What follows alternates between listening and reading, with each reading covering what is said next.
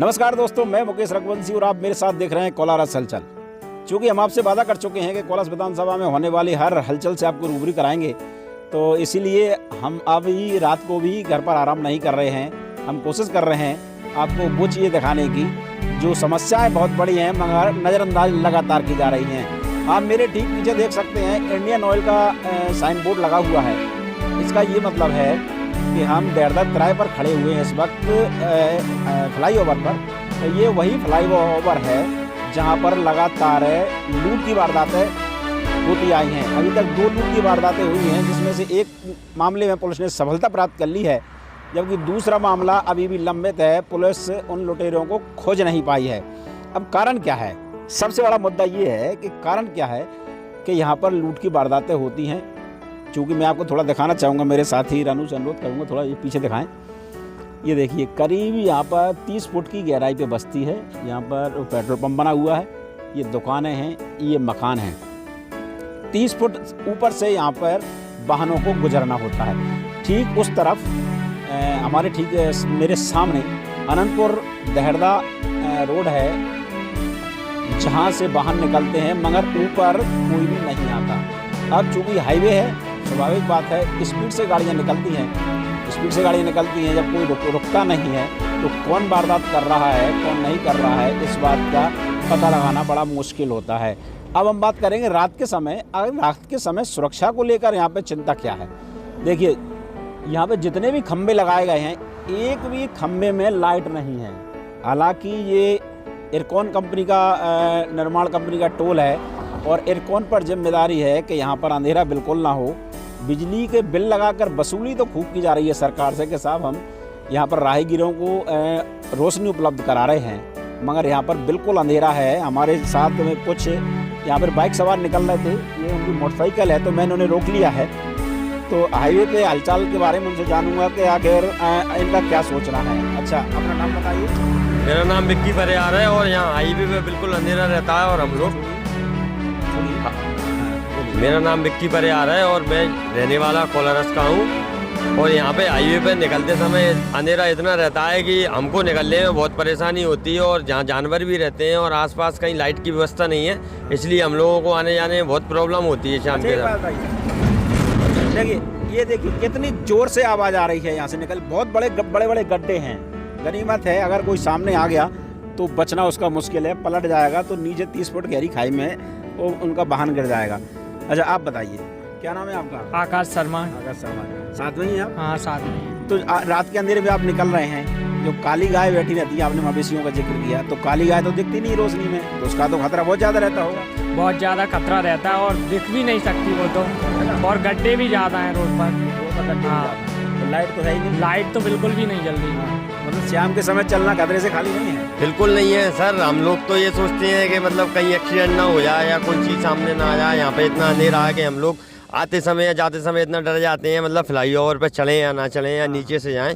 तो इसलिए हम जो लोग ये सोचते हैं कि मतलब इस लाइट की अगर सुविधा हो जाए तो आपसे हमारा निवेदन है कि इस लाइट को तुरंत से तुरंत सही कराने की कोशिश करें। डर ये लगता है कोई ऐसे लुटेरे असामाजिक लूट की भी संभावना हो जाती है। कभी कभी यहाँ लोग दारू वारू पी के भी आते जाते रहते हैं और ऐसा डर लगता है कि कहीं लूट ना हो जाए या कुछ ऐसी चीज़ों से डर लगता है। तो देखा आपने, ये राहगीर थे। अच्छा, आप कहाँ के लिए जा रहे थे? बदरबाद से शुक्री जा रहा था। किसी काम से आए होंगे? हाँ बिल्कुल, मेरा ये काम चलता रहता है इधर आने जाने का, मेडिकल का। अच्छा, और क्या। तो देखा, ये राहगीर हैं। हमने अनुरोध किया था कि थोड़ा आप मिनट रुक जाइए, तो ये उन्होंने साथ हमारे जो आप भी थी सुनाई। बहुत गड्ढे हैं हाईवे में और उसके ऊपर से लाइट नहीं है पूरे फ्लाईओवर में। और जहाँ तक मैं समझता हूँ, गुना से लेके शिवपुरी तक जितने भी यहाँ पर बिजली के खम्भे हैं, शायद ही बमुश्किल 30% खम्भों में लाइट बची है। सभी खम्भों की या तो लाइट निकाल ली गई है या फिर जानबूझ के बिजली का बिल तो लिया जा रहा है गवर्नमेंट से, मगर यहाँ पर राहगीरों को सुविधा नहीं दी जा रही है। ये बहुत बड़ा फॉल्ट है। और आप जानते ही हैं टोल की क्या हालत है। 230 रुपये के आसपास का एक टोल है अगर आपके यहाँ फास्टैग नहीं लगा हो तो, मगर उसके बदले में सुविधा नहीं दी जा रही है। गड्ढे इतने बड़े हैं कि अब यार बाहर निकलते हैं ना तो बहुत जोर से आवाज़ आती है, धड़ाम धड़ाम, जैसे रजनीकांत की फिल्म में बम फट गया हो। अब स्वाभाविक बात है जब मुद्दा गरमाया है तो इस मुद्दे पर हम राजनेताओं से बात करेंगे, एयरकॉन कंपनी से बात करेंगे। एयरकॉन कंपनी का क्या कहना है इस मामले में, हम उनसे फ़ोन लगा के बात करते हैं।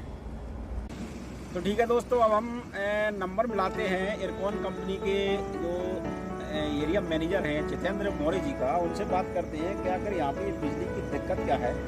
आपको हम लाइव सुनवाते हैं कि उनका कहना क्या है, आप सुनिएगा जरा। हेलो,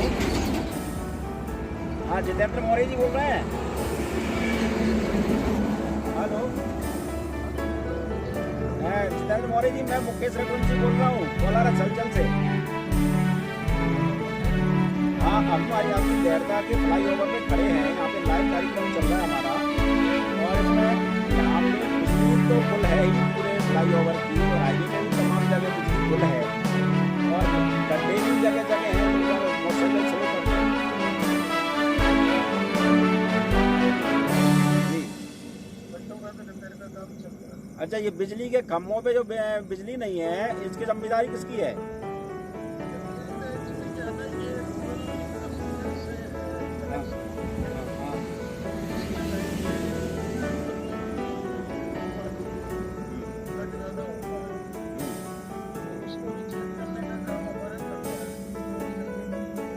नहीं तो आसपास के गांव में तो लाइट दिख रही है, और आप रूलिंग का बात कर रहे हैं रूरल एरिया की, तो आसपास के गांव में तो लाइट आ रही है।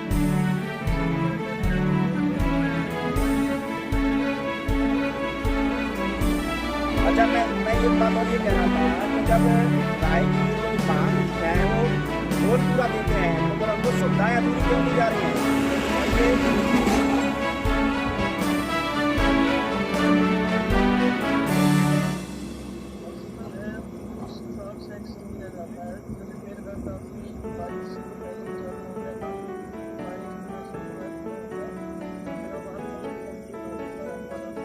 नहीं जितेंद्र मौर्य जी, मैं अभी फ्लाईओवर पे ही खड़ा हूँ, और आप वाहन की आवाज़ सुन रहे हो, कितने जोर से गड्ढे हैं कि कई घटनाएं भी हो चुकी हैं। और जबकि फ्लाई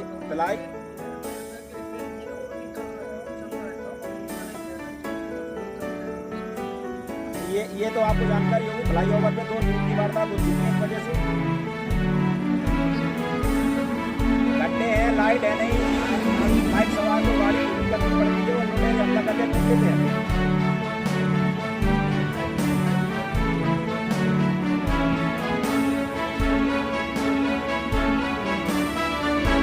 धन्यवाद आपका।